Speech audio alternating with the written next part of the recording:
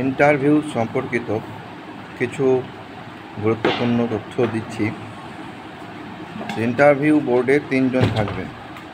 মাঝের জন সম্ভবত তিনি এক্সপার্ট, সাবজেক্টের এক্সপার্ট, তিনি সম্ভবত মাঝেই বসে থাকেন।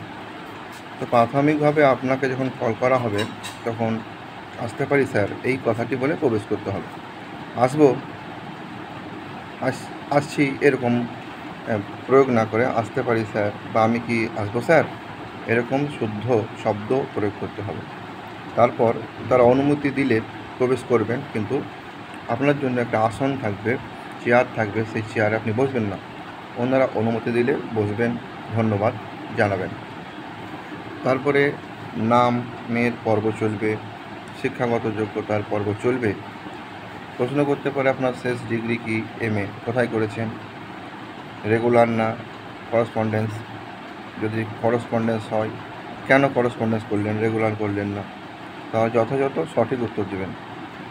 যদি আর্থিক কারণে হয় তো বলবেন আর্থিক কারণে পাইনি, আর যদি বলেন র্যাঙ্ক হয়নি সেরকম সেই জন্য পাইনি, তো একদম সত্যি করে বলবেন যে আমার র্যাঙ্কে আমি আসতে পারিনি, তাই আমাকে করসপন্ডেন্সে করতে হয়েছে।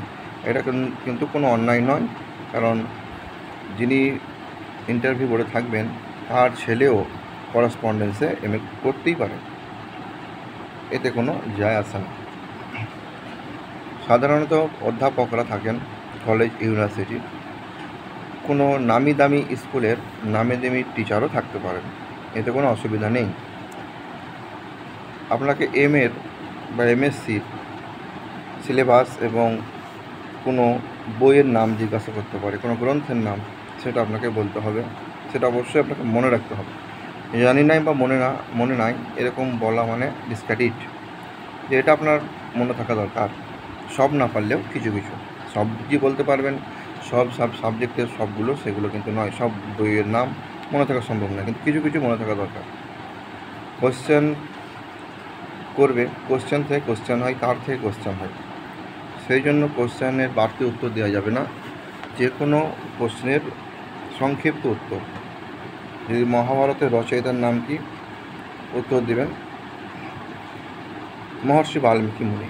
এখন বলতে যাবেন না তিনি রত্নাকর ছিলেন, তিনি এই করেছেন ওই করেছেন, তা ওখান থেকে আবার প্রশ্ন করবে এবং দেখবে যে এই ক্যান্ডিডেট উপযুক্ত নয়, তিনি একটু জ্ঞান ফলাতে চাইছেন, তখন আপনাকে আপনার জ্ঞানের গভীরতা মাপতে লাগবে এবং আপনি কিন্তু বিপর্যস্ত হয়ে পড়বেন। ডেমো ক্লাস আছে, সে ডেমো ক্লাস, সেখানে আপনাকে উচ্চ মাধ্যমিকেরই সিলেবাসে কোনো একটা বিষয় নির্ধারিতভাবে পড়াতে বলতে পারে, অথবা আপনাকে বলতে পারে যে আপনি যে কোনো একটা টপিক উচ্চ মাধ্যমিকের সিলেবাস থেকে পড়ান, সেখানে স্বাধীনতা থাকবে আপনার। তো সমস্তটাই করে যেতে হবে উচ্চ মাধ্যমিকের সিলেবাস বা মাধ্যমিকের সিলেবাস, 9-10-এর সিলেবাস, যারা যেখানেই দেবেন এটা করতে হবে। এবার সেখানে আপনাকে ভাবতে হবে যে আপনি টিচার, ওরা ছাত্র। আর কখন ভাববেন না ওরা প্রফেসর, এক্সামিনার, বড় বড় ব্যক্তিত্ব, আপনি ক্ষুদ্র, পাবেন কি পাবেন না এই ভয় রাখলে হবে না, তাহলে আপনার ডেমো ক্লাস ভালো হবে না। তাহলে আপনাকে কিন্তু ভাবতে হবে ছাত্র। এবার আপনি ক্লাসে যেভাবে পড়ান সেখান থেকে এই পরিবেশটা একটু আলাদা। বোর্ড থাকতেও পারে, নাও থাকতে পারে, বোর্ড ওয়ার্কের ব্যবস্থা থাকতেও পারে, নাও থাকতে পারে, তবে থাকে। তবে একটা জিনিস মনে রাখতে হবে যে ক্লাসে যখন আপনি ছাত্রদের মোটিভেশন করছেন, ছাত্রদেরকে জিজ্ঞাসাবাদ করছেন, বুঝতে পারলে কি পারলে না জিজ্ঞাসা করছেন, কোশ্চেন করছেন, এইগুলো কিন্তু এখানে হবে না। বুঝতে পারলেন এরকম আপনি তাদেরকে বলতে পারেন না। তাই এখানে আপনাকে কল্পনার জগতে থাকতে হবে। যে ছাত্র আছে, অবশ্যই 3 জন থাকবেন সেখানে, সেই রকমভাবে পড়াতে হবে। অর্থাৎ এখানে বুঝতে পারলে বা কোনো কোয়েশ্চেন তাদেরকে করা যাবে না, যেটা স্কুলে করেন আপনি। তো আপনাকে ছাত্ররা যেমন কোয়েশ্চেন করে ঠিক সেইভাবে তারা কোয়েশ্চেন করবে। বেশি জ্ঞান ফলাতে যাবেন না, যেটুকু জানেন সেটুকু বলবেন, অযথা টাইম নষ্ট করবেন না। তারপর ওখান থেকে কোয়েশ্চেন কিছু করতে পারে তারা, এবং করবেও। সংস্কৃতের ক্ষেত্রে গ্রামার, কোনো শ্লোক মুখস্থ বলতে বললে সেই শ্লোক থেকে কিছু গ্রামার জিজ্ঞাসা করতে পারে। তারপরে আপনার ও ক্লাসটা হওয়ার পর আপনার ইন্টারভিউ চলবে, কোশ্চেন করবে। আপনি যেটা পড়ালেন সেখান থেকে করতে পারে, আর অন্য থেকে করতে পারে। অনেক সময় দেখা যায় ছেলেদেরকে নামধাম জিজ্ঞাসা করে ছেড়ে দেয়, যে একটা কোশ্চেন করে ছেড়ে দেয়। এবার আপনাকে মেনলি প্রত্যয়, কারক, সমাস, এই তিনটা থেকে কোশ্চেন হয়। প্রত্যয়, কারক, সমাস। কারক এবং সমাসটা উদ্ধার হয়ে যায়, কারকটা তো হয়ই, সমাসটা একটু কোনো রকমে হয়ে যায়। প্রত্যয়ের ক্ষেত্রে একটু বিড়ম্বনার সৃষ্টি হয়। সেই প্রত্যয়টা ভালো করে দেখতে হবে, কোন প্রত্যয় কোন অর্থে ব্যবহার হয়, কীভাবে তার প্রয়োগ, তার অর্থ, কোনটা কোন টাইপের প্রত্যয়, এই জাতীয় জিনিস জিজ্ঞাসা করতে পারে। যদি কোনো কোশ্চেনের উত্তর জানা না থাকে, আমার এখন মনে পড়ছে না স্যার, বা ভাষা মনে আছে বা সংশয় আছে, তো বলতে পারেন যে আমার এই মুহূর্তে মনে পড়ছে না, তবে যদি আপনারা অনুমতি দেন একটু চেষ্টা করে দেখতে পারি। সেখানে আপনার যদি উত্তরটা হয়ে যায় ভালো কথা, আর যদি ভুল হয়ে যায় কোনো দোষের নয়। মনে রাখতে হবে, ভয় করলে চলবে না, আর তাদের দয়া পাওয়ার চেষ্টা করলে হবে না। অর্থাৎ আমার বাবা মারা গেছে, আমি খুব গরিব, আমার কিছু নাই, এইরকমভাবে তাদের দয়া প্রার্থনা করবেন না। আপনি ক্যান্ডিডেট, সুন্দরভাবে বসবেন, আপনার বসাটা যেন শিক্ষক সুলভ হয়, আপনার পোশাক শিক্ষক সুলভ হওয়া দরকার, আপনার জুতো থেকে পোশাক পর্যন্ত। আপনার চশমাটা যদি ফ্যান্সি হয়, চশমাটা যদি আপনার আধুনিক যে স্টাইলিস্ট হয়, অবশ্যই চেঞ্জ করে সাধারণ চশমা, এই আমাদের মতো চশমা ব্যবহার করবেন। স্টাইলিশ চশমা ব্যবহার করবেন না, যেটা আপনার রুচির বিপরীত। প্রশ্ন করতে পারে আপনাকে যে আপনি এই সাবজেক্টটা কেন চয়েস করেছেন। যখন বলবেন যে এই সাবজেক্টের প্রতি ভালো লাগা ছিল, সেই ভালো লাগা থেকেই আমি এটা নিয়েছি। আপনি এখন কী করেন? আমি কোনো পাবলিক প্রতিষ্ঠানে বা কোনো গৃহশিক্ষকের বা কোচিং সেন্টারে শিক্ষকতার সাথে যুক্ত আছি। আপনি শিক্ষকতা পেশাটা কেন বেছে নিলেন? এটা একটা জাতির কাজ, মানুষ গড়ার কারিগর, ভবিষ্যৎ নাগরিক গড়া যায়। আপনি কিছু করতে পারবেন, ভবিষ্যৎ নাগরিক তৈরি করতে পারবেন, এই জন্য আমি এটা নিয়েছি। এছাড়া আমাদের পরিবারে বাবা বা অন্য কেউ এই শিক্ষকতার সাথে যুক্ততায় প্রথম থেকেই শিক্ষা জিনিসটাই আমার মধ্যে রয়েছে, তো অন্য পেশা থেকে এটা আমার কাছে বেশি ফোকাস হয়েছে, তাই এটার দিকে আমি মনোনিবেশ করেছি। আপনার হবি কী? আপনার হবি, আপনি যদি বলেন আর্টিস্ট, আর্ট করতে চাই, ভালো গান করতে চাই, নজরুল সঙ্গীত, রবীন্দ্রসঙ্গীত, বলতে পারেন। আপনাকে দু এক কলি রবীন্দ্রসঙ্গীত বা নজরুল সঙ্গীত গিয়ে শোনাতে বলতে পারে। যদি বলেন বৃক্ষরোপণ আমার হবি, সেটাও বলতে পারেন আপনি। সেখান থেকে আপনার আনুষঙ্গিক কোয়েশ্চেন হবে।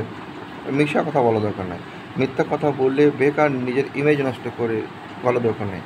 তারা সবাই এক্সপার্ট, সাইকোলজি ভালো বোঝে, তারা ভালো বুঝবেন এগুলো। তো আপনি মিথ্যা বলছেন না সত্যি বলছেন, এটা বুঝতে পারবেন। তা মিথ্যা, অযথা মিথ্যা বলা দরকার নেই।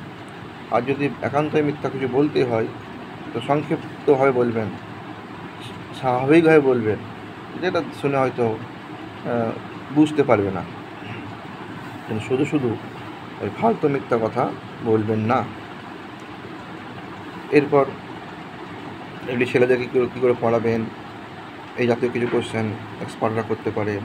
ক্লাসে গণ্ডগোল হলে কী করবেন, এই জাতীয় কোশ্চেন করতে পারে। অভিজ্ঞান শকুন্তলম থেকে কোনো শ্লোক আপনাকে মুখস্থ রাখতে হবে, বলতে পারে।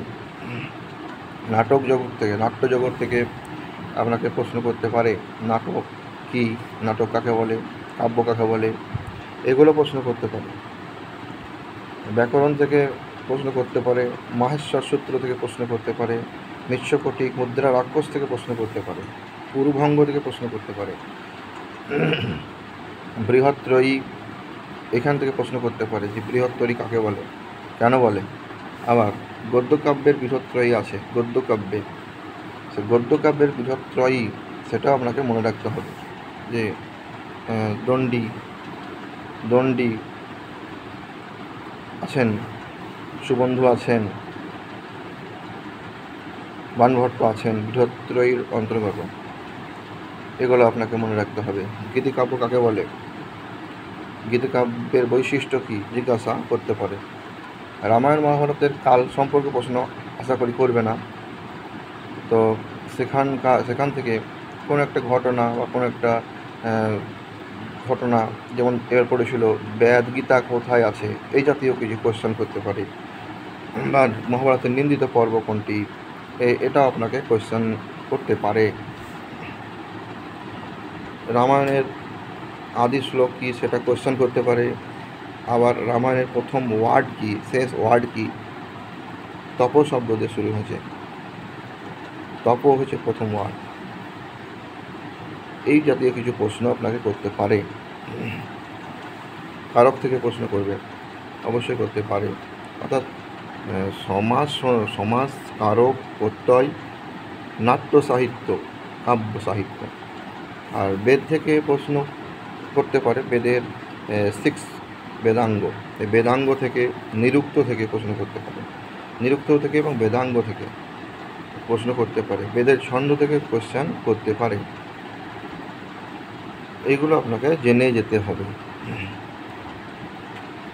এবং ইন্টারভিউ শেষ হলে আপনি তাদেরকে নমস্কার করে ধন্যবাদ দিয়ে চলে আসবেন। সঙ্গে যাবতীয় নথি যেগুলো নিয়ে যেতে বলবে, ইন্টিমেশন লেটার থেকে আরম্ভ করে সবই কিন্তু সঙ্গে রাখবেন। আপনার ভয় লাগবে, ইন্টারভিউ অবশ্যই ভয় লাগবে যতই করেন।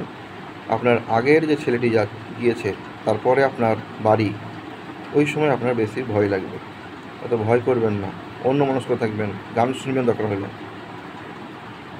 ভয়টা যেন আপনাকে না পেয়ে বসে।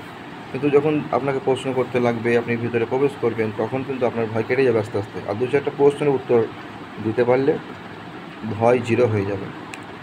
সব প্রশ্নের উত্তর দিতে হবে, দিতে পারবেন সেটা কিন্তু মানে নয়। আপনার জ্ঞানের গভীরতা 60 নম্বরের কোয়েশ্চেনে তারা দেখে নিয়েছে। আপনার একাডেমিক কোয়ালিফিকেশন দেখে আপনি কেমন ছাত্র ছিলেন সেটা তারা বুঝতে পেরেছে।